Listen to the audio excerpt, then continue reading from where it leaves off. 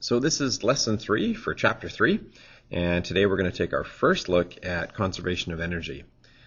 Before we look at conservation of energy, let's just review what we saw for energy types back in Physics 11, and then we'll be ready to do that conservation of energy. So one kind of energy that is out there that we're going to use is energy of motion. It does not matter whether you prefer to write E subscript K or whether you like KE. People use both. Either way, to calculate how much energy there is in a moving object, it's going to be 1/2 mass times the speed squared. Potential energy when things are up high. Well, we're going to look at two versions here. And also, again, doesn't matter whether you go E subscript P or PE, nobody cares.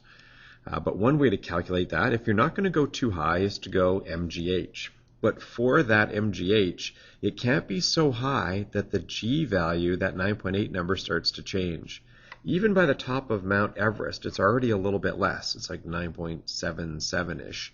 So let's make that our top. Let's say that you can use MGH as long as you're not going to go higher than mountains.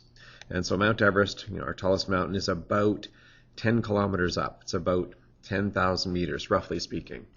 So let's say if you're going to go to 10,000 meters or less, then this is totally fine. But once you're going to go into orbit, if any part of your question involves orbits, don't use that equation for potential energy, and let's use this one, the one we saw last day, the negative G mm all divided by R.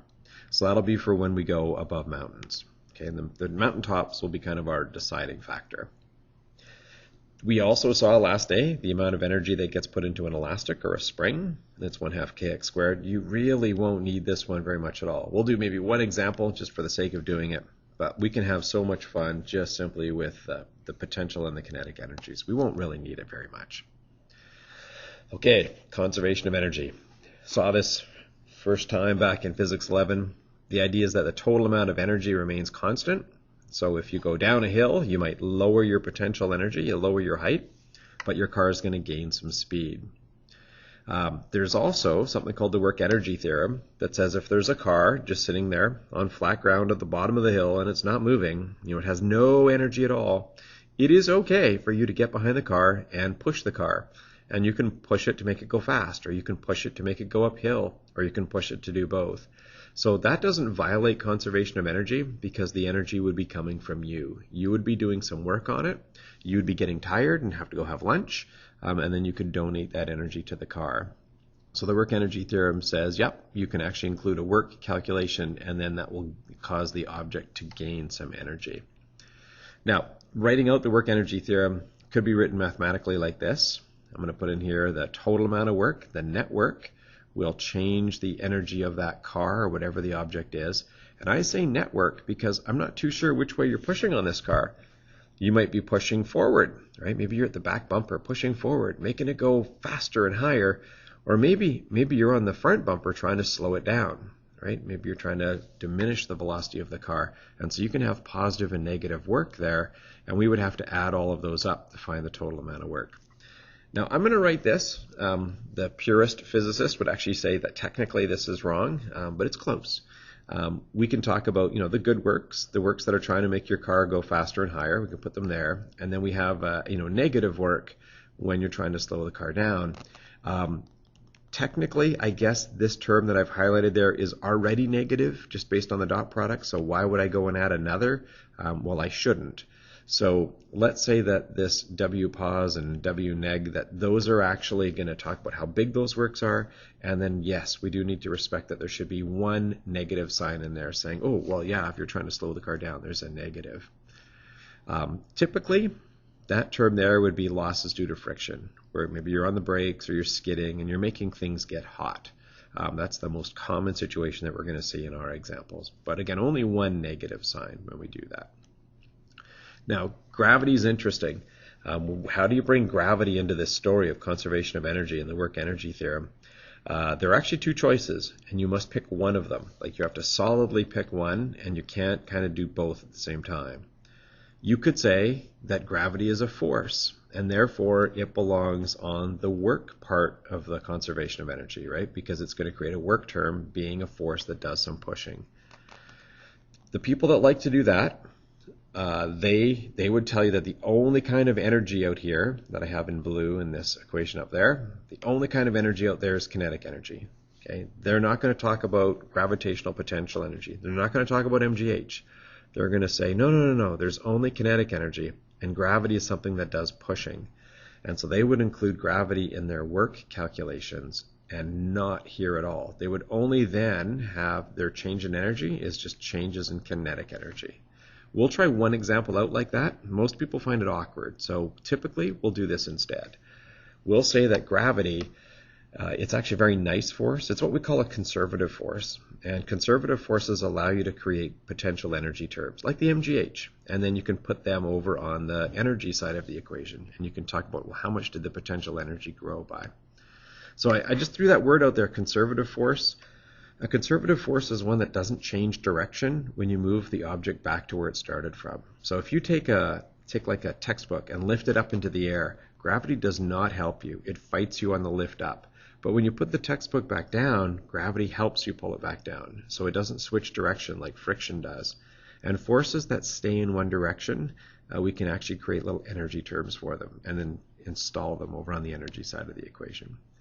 Now, my guess is you're looking at this going, geez, it's talking a little bit about stuff we did in Physics 11, but I do not remember that equation at all. Well, we just wrote it a different way. So changes in anything are always final minus initial. So really this could be expanded to final kinetic energy minus initial kinetic energy. This could be expanded into final potential energy minus initial potential energy. So actually 4 terms on this side, 2 of which are after some subtractions. This one also has basically 2 terms. It has the good work and the bad work, right? Where you're trying to push it faster or trying to slow it down. And so you've got a positive and a minus here, a plus and a minus there for the change, and a plus and a minus there for the change. If you move all the negative terms to their opposite sides, then you can create this. And that's probably what you recognize. So I'm going to suggest to you that this great equation that we had last year and are still going to use is actually just this work energy theorem.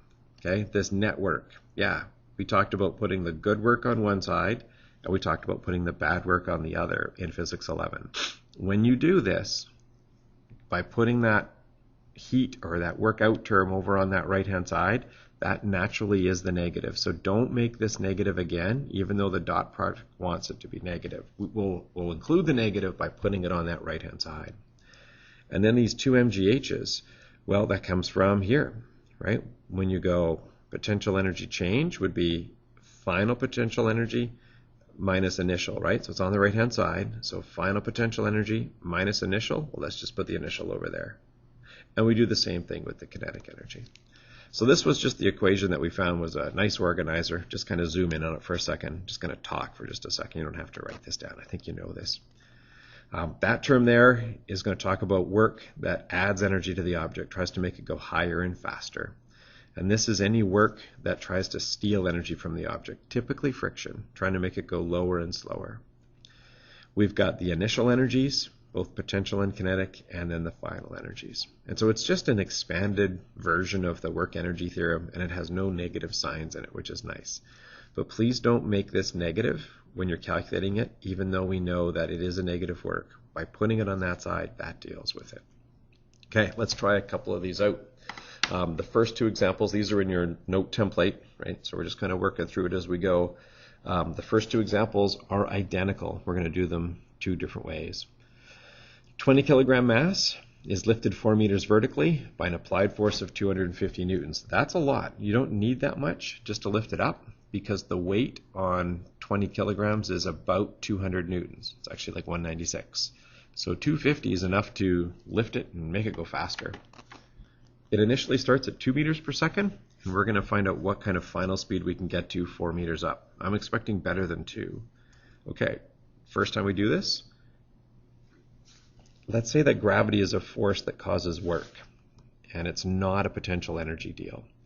And so we're going to go with this work energy theorem this way and say the overall amount of work will actually increase the kinetic energy. So the people that like to do this only talk about changes in kinetic energy, and then this is all of the work that you see. Well, that applied force would be doing a positive work when it lifts it up because it's lifting it, it's pushing it the same way that it goes. But gravity, the 196 newtons down, would be doing negative work, right? Gravity's not helping me make this thing go faster. So I have to put both the works here on that left-hand side, and then I can see the kinetic energy grow, right? I can do final minus initial. So I would have something like this. My overall amount of work, I can kind of think about net force actually to find that, and then my changes in kinetic energy.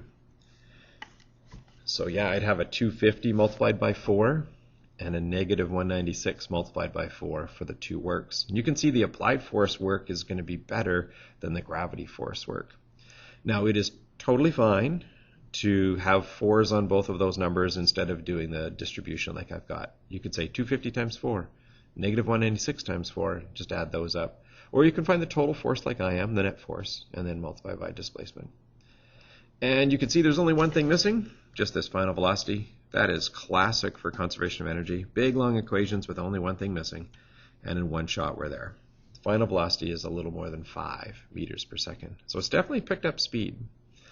Worth pointing out that with kinetic energy being quadratic, because it's velocity squared, it doesn't work to just put a 1/2 mv squared here, find one velocity and say, oh, well, that's how much the 2 will grow by, and then add the number to the 2. Totally fails. You have to actually put in final minus initial when you do the calculation. Okay, let's do this again. Same question, but this time let's think about gravity as being part of an energy deal.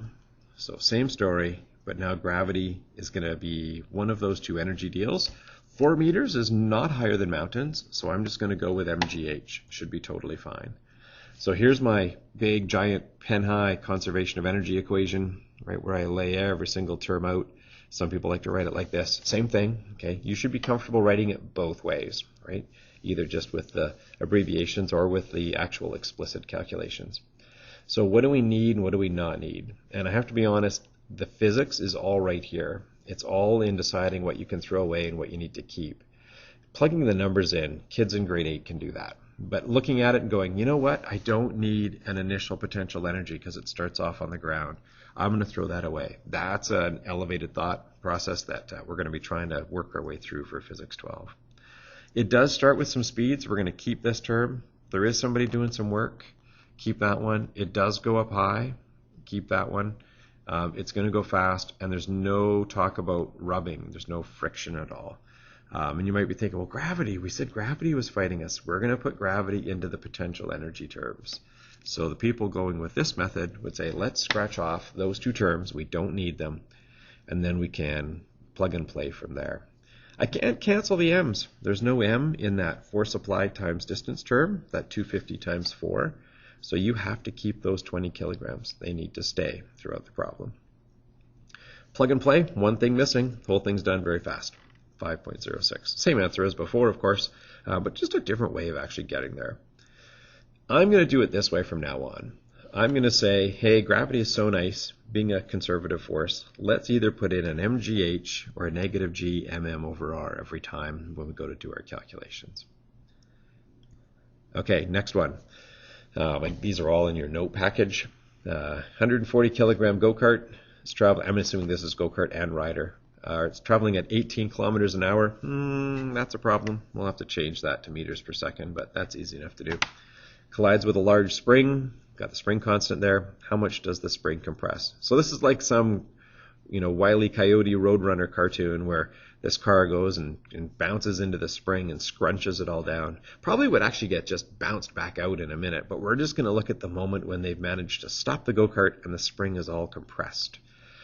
So I want to show you with this example how flexible this equation is, how the usual questions usually involve these 6 terms, but you can even add more if you need to. You can go and say, hey, wait a minute, I need to go and add one more term to this story. And so that's what I'm going to do. It's kind of like buying some car from the dealership, and then you say, oh, I'm going to go to the auto parts store and buy some add-on, some aftermarket thing that I can add to my car. Well, this is like a little aftermarket addition we can do to our base car, and we can talk about having some spring energy at the end of the story. And if there was spring energy at the beginning of the story, we could put it on the left. So we can add stuff if we need to. Okay, canceling stuff out. This go-kart was not up high on a hill at the beginning, so I'm throwing that away. It was going fast, so I'm going to keep the kinetic energy term. There's no talk about somebody like an elf running behind the go-kart, shoving it into the spring. And you might be thinking, oh, but its momentum will push it in. Well, not really. That's actually here anyways. That's the kinetic energy term. We've got that. It doesn't go up high on a hill at the end. It's stopped in the end, and there's no talk about them skidding with their brakes on. So actually, this is just a complete conversion between going fast energy into spring energy. So it turns just into this. And honestly, that's the physics. That's what you want to get comfortable with, because we literally could have our, little grade 8 brother or cousin actually go and do our work for us at this point when you throw the numbers in. They'd have to be careful about changing that kilometers an hour to meters per second by dividing by 3.6. But once that's done, plug and play. It's quadratic, but you can take a square root with this one, get the x squared by itself. Done. You're going to stretch that spring in 1.7 meters, and then you'll be stopped. Okay, let's try another one out. Somebody throws a basketball at you, and you catch it. So it's 620 grams, it's traveling pretty fast, 8.4 meters per second, and as you catch it, your hand recoils back 45 centimeters. And we're going to see if we can find the average force that was applied during the catch. Okay, so we've got our conservation of energy equation, and then the full-on explicit version here as well. Let's wander through and see what we can throw away. Was the ball up high on a hill at the beginning of the story? Nope, no mention of that. Was it going fast? Yep. Was somebody behind the ball shoving it at you while you were catching it? I mean, they were throwing it originally at us, but then it was coasting through the air. There's now no longer somebody behind it, with this persistence of push, actually pushing it at us, so that's going to go. It doesn't go up high on a hill in the end. It stopped in the end, but we're going to be providing a backwards force with our hand, kind of like a friction, right? Some sort of force that's slowing it down. So we're left with just two terms, which is completely common with these stories. You're often left with very few terms when you're done. Throwing the numbers in, I did change the grams to kilograms by moving it 3 spots. And then the story's over super fast. Force is about 49 newtons in order to stop the ball. Once you've done the canceling of terms, there's really nothing that exciting anymore, right? It's just plugging some numbers carefully in, just maybe being careful of the units.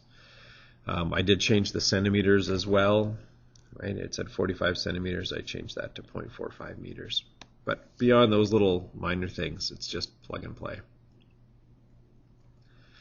Okay, got a space probe here, 482 kilograms, and it's going to be lifted from the Earth's surface to this altitude. It just says lifted. It doesn't say put into orbit. I think that's the next example. So it's just like an elevator ride, and we're going to go, oh, look at these awful words, altitude and above. Those are not nice words. I would rather have been told the orbital radius, right? If they had said, oh yeah, to a point where the R value, the radius is this, that would be better. Those are annoying. Also annoying, kilometers. Okay, I have to change that to meters. But I want to show you that last day's work actually fits in nicely with this equation. So there's the kind of the main equation. It's usually written like that, Physics 11. So what kind of changes would we make? Well, first thing, this is a space question, and we're going to go way higher than Mount Everest, right? Mount Everest is about 10 kilometers up. We're going 1,600 kilometers up. This MGH, no good.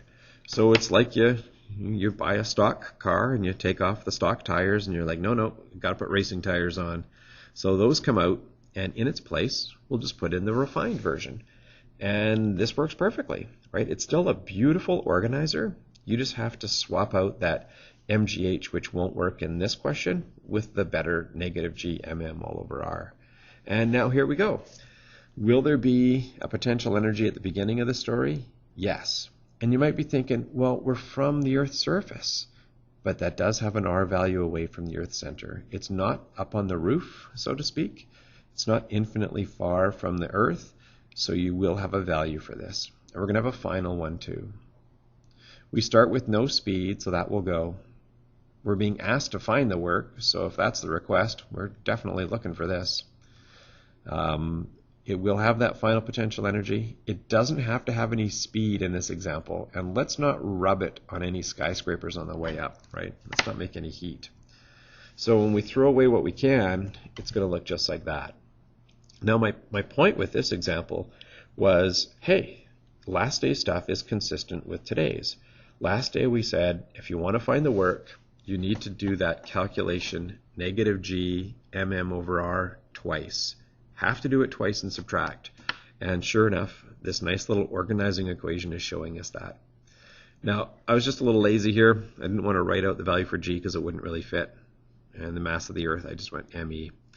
6.38, 10 to the 6, that's us starting on the Earth's surface, right? That's our R value. So notice this term here is not 0. That's why we have to include it. And then this, that many kilometers above, I changed that to, I added 3 zeros to change it to meters. And then I added it to the Earth's radius, and I found that, oh, that's the orbital radius that we would be at. That's the distance we would be at compared to the Earth's center. And then the numbers, 2 very large negative numbers, a little bit awkward. You subtract, and you're done.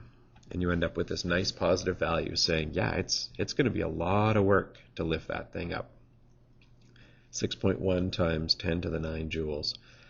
Do be careful when you're doing these calculations, because you will be working with 2 numbers that are both negative and you're subtracting. So you've got negative signs all over the place. But if you're careful, it'll work out nicely every single time. We did have to put the original potential energy in, right? Look at this number. It's not 0. It's huge, right? So it had to be there. The only time you wouldn't put one of these exotic-looking potential energy terms in is if you were infinitely far from the Earth, and that's not the story here. Well, this one only involved the lift. We just lifted the spaceship up. We didn't actually put it into orbit. So let's try this out where we put it into orbit. Like here it is. It's the next example in your note package. It's the exact same one, but it says, no, can you please place it into orbit? So it's exactly like the last story, except we have to include some speed in the end in order to get this thing orbiting. And I'm going to remind you that there's a really quick way to find out how much potential, or kinetic energy, I should say, that you need in the end.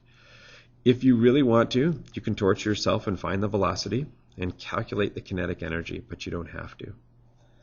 So this time we'll have actually an extra term. We'll have 4 terms instead of 3, because we do have this one here. You could, if you really want to, you could go and calculate the speed necessary in orbit. It's like 7 kilometers per second. And you could find that kinetic energy number to go in here, but there is a quicker way. Okay? There's a quicker way to find this number right here. That kinetic energy number is always going to be, for a circular orbit, half as big as this potential energy number. But it doesn't have the minus, of course, right? That's because of the way that potential energy equation works compared to the roof of space. But if you just took that number, cut it in half, you could have saved yourself all this work in here. So feel welcome to do that, because it's just exactly half as big, but without the minus sign. All right, now it's plug and play, move the numbers around. It's more work than last time, quite a bit more work than last time, in order to get this thing up into orbit. It needs a lot of kinetic energy to be in orbit. Okay, so I like this conservation of energy equation. This is a nice organizer, helps me figure out where I'm going to be putting all my math, and I can even put in that exotic version for potential energy. I like it. Last one we're going to do for this lesson. You've got a kid who goes down a water slide. So the boy's 45 kilograms. He goes down a water slide. He drops 16.2 meters from the top of the tower down to the pool. Looks like he's like running into the slide. Maybe not the safest thing. We won't tell the lifeguards. But he's kind of running into the slide as he goes. And his final speed in the pool is 8.6 meters per second. Probably should have been faster. So there's probably going to be some rubbing in here, some creation of some heat, right, as they slide down the slide and create some friction force. So they're asking me 2 things. How much heat is there, right? So thermal energy, heat, we'll call those the same thing. And then how much force is there if the whole sliding distance diagonally is 90.4 meters? Well, you can do this like the old way we did in chapter 1 with ramps, but it's actually nicer just to go with conservation of energy. So there's my equation, and let's start seeing what we can throw away. They're definitely up high on a tower at the beginning, and they ran into the slide. There's nobody running behind them. There's no elf running behind them. And you might think, well, what about gravity? Gravity's included here.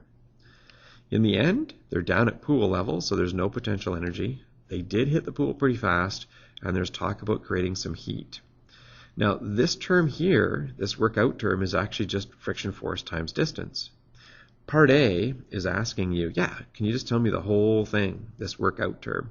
And then part B will subdivide that and find the friction force. So we'll actually see the answer to A in our quest to get to B. So I guess we have this. Right now, I'm not going to cancel those M's. I don't have an M in that red workout term. But I have everything else. So I can throw all my numbers in, and I can see that this term right here, the whole entity, force of friction and the distance multiplied together, is 5,520-ish. That's my answer for part A, right? So I could present that and say, oh, okay, here's how much heat there is, right? That's how much thermal energy has left this kid and gone into the slide, 5.52 times 10 to the 3 joules. Now part B says, okay, that's great. Can you just keep going a little bit? What if we told you the displacement was 90 meters? Can you actually find the friction force, like on average? Sure. We'll take that work of 5,500. It's force times distance. If the distance is 90, there must have been 61 newtons of friction while they were sliding down the slide. So don't be intimidated by this phrase, thermal energy, right? We'll often call that heat, right?